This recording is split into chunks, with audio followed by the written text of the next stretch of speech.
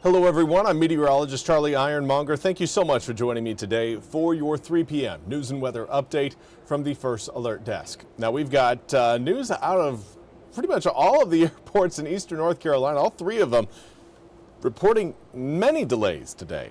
Understandable, especially with tarmacs looking like this. This is again a view that was taken earlier from our Pitt Greenville Airport cam. You can again still see ice on the roads. Now, most flights have been canceled for all three commercial airports in eastern North Carolina. At Pitt Greenville Airport, 3 incoming flights from Charlotte were canceled.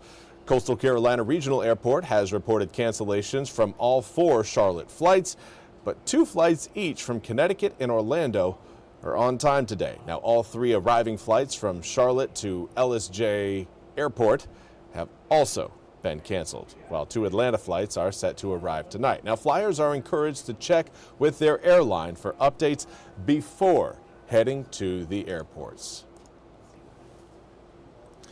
And now we want to turn our attention to the release of more Epstein files.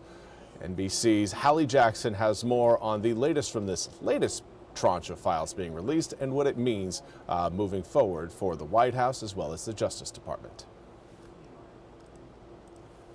New fallout this morning from the Justice Department's release of millions of pages of Epstein documents. This is the most documents that we have seen released so far in history, but it is not good enough. The files showing a web of connections between Jeffrey Epstein and powerful people throughout the world, including references to former Prince Andrew, seen here kneeling over an unidentified woman. No details were provided about the circumstances of the photo. The UK Prime Minister now calling on Andrew to testify in front of Congress, saying Epstein's victims have to be the first priority. Andrew was stripped of his royal titles last year because of his Epstein ties, but has long vigorously denied allegations of abuse and misconduct related to Epstein. The DOJ also posted, then temporarily removed without explanation, a spreadsheet of complaints made to the FBI, including unverified allegations about both President Trump and former President Bill Clinton. The FBI determined some of those tips were not credible or corroborated. President Trump and former President Clinton have denied any wrongdoing, and they have not been accused by authorities. The Deputy Attorney General saying Sunday multiple well-known people were in that spreadsheet. There have been hundreds of calls made to the FBI where allegations are made by either anonymous individuals or people who are very quickly determined to not be credible. The DOJ's files also include multiple images and video, including of Epstein speaking with MAGA strategist Steve Bannon in 2019, just months before Epstein's arrest and suicide. The devil himself said, I'm going to exchange some dollars for your child's life. Do you think you're the devil himself? No, but I do have a good mirror. Bannon, who's not accused of wrongdoing and was never publicly part of any investigation into Epstein, has not responded to NBC's request for comment. Now, some survivors say they're frustrated with the way some private information was not redacted in the release. Danny Bensky tells us she was infuriated to see her own name, address, and phone number in the files. I thought it was carelessness, and then I went to incompetence, and now it feels a bit deliberate. I feel like the Department of Justice has really made us feel unsafe. And again, that was Hallie Jackson reporting. We now turn to your weather forecast, and it is again going to be a little bit longer before we can say goodbye to the snow and more specifically to the ice. That's going to be more of an issue coming up later on tonight. Right now, not a big issue with ice due to the fact that we've got air temperatures in the mid-30s helping melt away some of that ice. You can see those drops coming down on your screen there. That snow gradually going away. However, tonight, air temperatures are going to be dropping down into the mid to upper teens, meaning that anything that melts on the roads, if it stays on the roads, is going to be refreezing, creating again another sheet of ice early tomorrow morning for any commuters who are set to hit the roads early on tomorrow morning. Now, again, we are seeing a lot of melt across eastern North Carolina. That snow not nearly as visible right now as what it was early on in the day. Again, that snow slowly melting away. I think we're going to be seeing it stick around through at least tomorrow morning. But by the time we get to tomorrow afternoon, a lot of that snow is going to be gone. Certainly as we wake up on Wednesday to rain showers coming down, that's really going to spell doom for any flakes that have kind of lingered a little bit longer than the rest of them. As far as the air temperatures go, most of us right now in the mid to upper 30s. It is still very cold outside.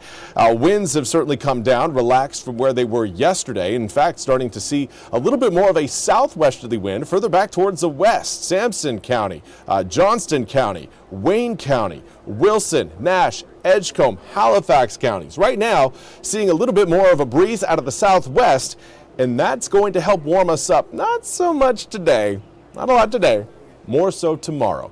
Tomorrow, air temperatures will be warmer, getting, I would say, maybe about 5 to 7 degrees warmer than where we are today. Obviously, that is still about 10 degrees shy of our seasonal average, but it's tonight that should really draw your attention as overnight lows are going to tumble quickly, going from 31 degrees at 6 to 28 by 7, 25 by 9, 23 by 11, and then we are into the teens by the time we reach around 2 a.m. tomorrow morning. That's going to give us at least, I would say, 4 or 5 hours of air temperatures in the teens as we wake up early tomorrow morning, which will take you straight to that forecast. 16 degrees at 7, 20 degrees at 8, 26 by 9, 33 by 10, 37 by 11, hitting the low 40s by noon tomorrow. Now, we'll come with more cloud cover through the day, and that cloud cover should eventually give us raindrops. We'll see those raindrops, probably not many tomorrow evening. A few can't be completely counted out, but at this point it looks like the majority of the rain we're going to be seeing is going to come in early Wednesday morning and then last through the day, I would say, until we get to around Wednesday afternoon. Then things will try to dry out, only to see another area of low pressure move in by the time we reach, well, Wednesday night into Thursday morning. So here's kind of a look at what rain showers are going to be doing. There's Wednesday at around 8:15 a.m. You can see we've got some light to moderate rain showers spread across all of eastern North Carolina. Now, there at the top of your screen, kind of in the top left corner, you're seeing a little bit of some blue there, indicating a potential for some snowfall for areas in southern Virginia. Yep. That is expected to happen. Well, we could see some of those flakes push a little bit farther south. Now, are we going to be seeing the same sort of snow event we had this past weekend? Absolutely not. That is not looking like this type of setup. But could we see perhaps maybe a dusting out of that secondary low? Yeah, so here is that first round of rain coming in again Wednesday morning, moving its way through the east. Then we get to Wednesday evening. Some of that rain may be sticking around, and that cold air will start to filter in, creating a little bit of a friction point between the air mass and the moisture. When that happens, there you go, we got some snowflakes possible. Now, do I think everyone is going to be seeing snowflakes? No. Areas north of Highway 264 are likely going to be the lone spots that see some snowflakes out of this system. Now, are we going to be seeing heavy snowfall totals? Most likely no. Ground temperatures need to be taken into account. While overnight lows Wednesday night into Thursday morning are going to be down at around 28 degrees. By 10 p.m., I think we will just be hitting about 32-degree air temperatures, and ground temperatures may take another hour or two to lower to that freezing point. So it's not looking like we're going to be seeing widespread snow with this system. We will see again a few flakes come down. I think more likely we'll be seeing some sleet, freezing rain, and cold rain out of this event. But do want to at least mention that for those of you watching closer to the Virginia line, we may end up seeing perhaps a dusting of snow coming up early Thursday morning. And then everything starts to calm down again. Let's take a look at your full 8-day forecast. You can again take a look at your air temperatures. 28 degrees again Wednesday night into Thursday morning.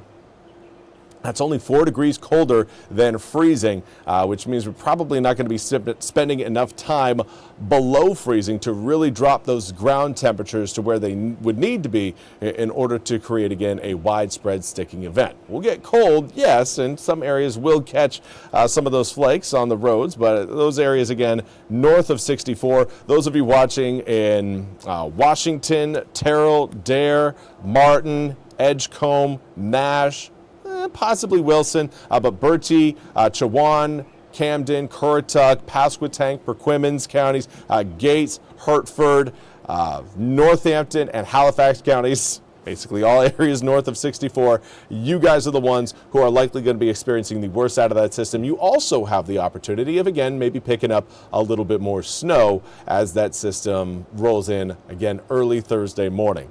Thursday afternoon, a little bit more sunshine, warmer air temperatures. Anything that sticks likely isn't going to be sticking around. And then we dry out completely for Friday, Saturday, and Sunday with just a slim chance of some precipitation coming in the following Monday.